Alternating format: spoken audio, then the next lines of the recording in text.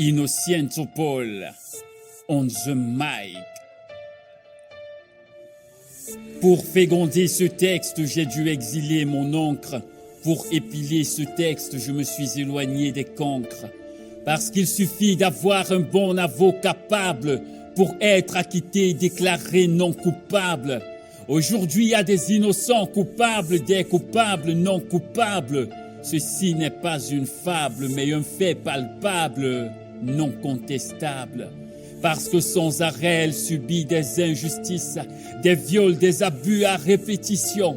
Dans certains pays comme la justice a déposé sa lettre de démission.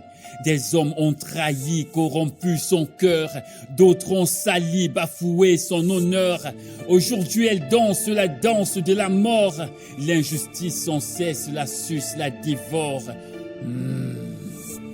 La belle dame bégaye, elle ne parle plus fort.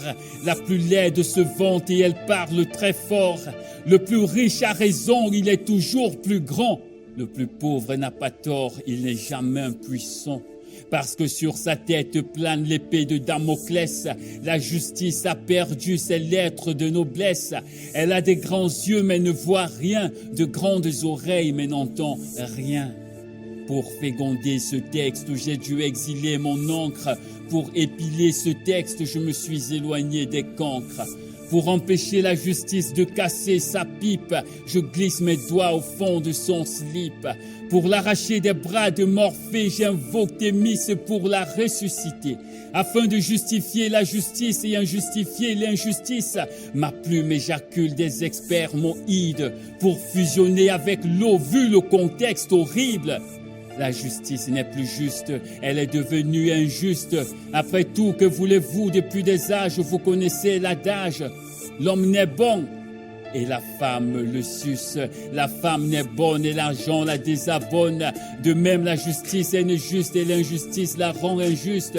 Et bien qu'on sait qu'elle n'est plus juste, on l'appelle encore justice. Après tout, que voulez-vous? Ce n'est point parce qu'une fille s'appelle Marie-Belle qu'elle doit forcément être belle. Pour féconder ce texte, j'ai dû exiler mon encre. Pour épiler ce texte, je me suis éloigné des cancres.